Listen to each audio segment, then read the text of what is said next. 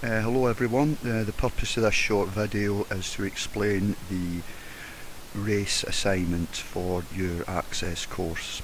I'm going to focus on the 4 tasks or questions, and you'll find these on the second page of your assignment brief. This assignment is graded, so pass, merit, distinction. It consists of 4 500 words answers. You'll also be expected to reference correctly, and you put all your references for all the answers right at the end of the entire document. Okay, so I'm going to give you some tips, show you some places where you can find some of the information you'll need. I must say throughout this, I may mention it again, but in Haralambous and Holborn, and indeed in many sociology textbooks, there will be an entire section or chapter on race and ethnicity, and you'll be able to find information there on many of these topics within the wider subject of race and ethnicity in sociology. So to start with, we're going to look at the difference between race and ethnicity. Now, you'll find examples of this throughout your research for the rest of the assignment, but just to simplify it, if you look at your handbooks, and from page 3, if we scroll down to page 21, essentially nearly that entire section of the handbook is focusing on what ethnicity is and what race is. These are concepts. To try and make it easier and to summarise it, ethnicity refers to the way we group people according to their culture, so their practices, their language, the food, the dance, the fashion, music, all things like this. Race, however, has been used to refer to how we group people according to their appearance, particularly with race, the colour of their skin. Now, as you shall see when we move through this unit and you go through the handbook, there are some problems with categorising people as race does according to the colour of their skin, because it's not quite as easy as saying that person's black, that person's white. And that's what I'd like you to do for that first answer. Essentially, tell me what the concept of race is in sociology and what the concept of ethnicity is in sociology. So for all of that, about 500 words. Not each, but for the whole task for task 1. Now, for task 2, how can race be seen as both a biological and social construct? So a really good way to start is if you go to Moodle and we look at race in British society. So if you click on that area. Now there are 2 really important videos here. The first is brown eyes and blue eyes, and that's where a teacher decades ago in America, basically she used a physical characteristic to make the small society, in this case the classroom, believe that somehow there was a difference in capability, intelligence and rights to play, etc., where to sit between people with brown eyes and blue eyes. So she made that. So if you like, she's socially constructed it. She's made it within a social environment. In addition to that, there is another video here, and this is an historical documentary which looks at how in the past white Europeans have tried to use somehow a biological construct, i.e. race is to do with physical traits, and because of those physical traits human beings are not as good, or they are worse, they're not as adept as other groups of human beings. So those 2 videos are really important, and I think that will help you a great deal in answering that question, how can race be seen as biological, the way some people have tried to justify it scientifically. So to be blunt, in the past people would say that black people were good at physical labour but they weren't as intelligent as white people. But also how socially we can give labels to certain groups of people. And in the experiment on the Moodle page, with the children in the classroom, how the teacher basically said brown eyes, and one example, you're better than blue eyes, and then the next day she swapped it round, and the children started to believe this.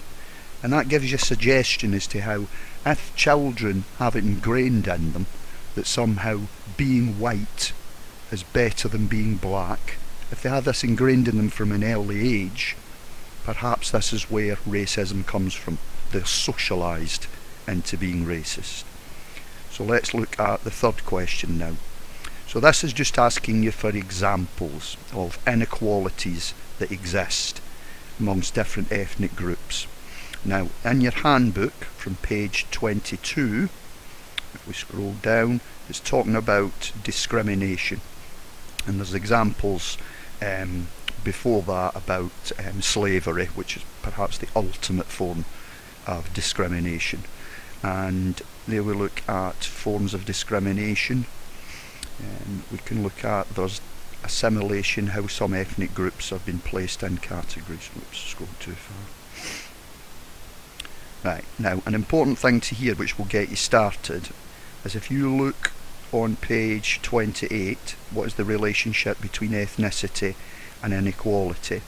I found an article and a task from some time ago now, the 1990s, that looks at and goes through a lot of examples of areas where ethnic inequalities exist. So here we have an education, and if you scroll further down we see it being victims of crime due to people's health, and all of these are examples of inequality. And I've put some questions and tasks at the end just to get you thinking and looking within the example I've given and looking into ethnic inequalities. Now for this question 3, here we go, on Moodle and the race in British society area, there is a lot of examples, films, websites that talk about ethnic inequalities. So if we look here, here's one, the impact of ethnic inequalities on health. Here's 2 video links talking about ethnic inequalities, and there are some articles in this folder talking about ethnic inequalities according to a whole variety of areas. So if we just were to click here, this is the Office of National Statistics. So this is according to the last census. Now, if you look here, there are all sorts of areas talking about how the kind of things that people experience in their everyday lives where there is discrimination and or inequality. So one here, if we look at pay and benefits, if we click here, let's look at unemployment. So here's an example. So there are some bullet points here. If we start to look down, here you'll find just under 4% of white people were unemployed, compared with 8% of people from all other ethnic groups combined. So right there and then you have an example of ethnic inequality in British society relating to unemployment. And there's lots of good graphs here that sort of visually show you. Also another link on Moodle, this one here. If you were to open that, this is an article from The Guardian in 2017 based on that ONS data. And once again, some really good graphs to help show you. So this is crime. Black people 3 times more likely to be arrested as white people. Employment, so this sort of reverses the unemployment. White British people more likely to be in employment than other ethnic groups, the minority ethnic groups. White people more likely to be homeowners, i.e. have enough money to put a deposit down on a mortgage. And here, now this sort of puts it on its head, but children from poorer background on free school meals, those from black minority ethnic communities are more likely, they are going to do better So that is an ethnic inequality, but it's the other way round from the majority of examples where white people generally do better. And here we've got one according to health, just a sort of little aside. These are 15-year-olds from different ethnic groups who are smokers. So it's a very small amount, like 8%. So roughly 9% of white 15-year-olds smoke. And if you look at the data here, amongst the other groups, it's basically zero. Now, I don't think it is zero, but it's just about who admits to it, which in itself tells you a story. Why do white people, why are they more likely to either smoke and or admit to smoking? So there's lots of examples. So for question 3, you're talking about ethnic inequalities, examples of them. Now, question 4, the final question. In your handbook, if you scroll right down to page 63, that gives you the 4 perspectives that you'll have to cover on why sociologists believe that we have such things as racial and ethnic inequalities. So, as you remember from previous units, the big ones: functionalism, conflict, which is Marxism, Weberian from Max Weber, and one that's particularly pertinent in sociology is what's called the new right explanations, and they're basically saying that certain ethnic groups are biologically inferior. So this harks back to the scientific racism we found in the 19th century. See question 2 for that. And then also that their culture is different, and that's why they do worse. You know, they're more likely, it's okay to be unemployed. School, doing well at it, doesn't mean as much to certain ethnic minority groups. And a very important author who looked at the new right perspective was Charles Murray. So hopefully that's been of some assistance to you.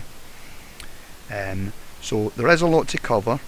Now in question 4, you've only got 500 words, guys, and you've got 4 perspectives to cover. So you're just giving a summary. It's just a discussion of what these 4 areas say.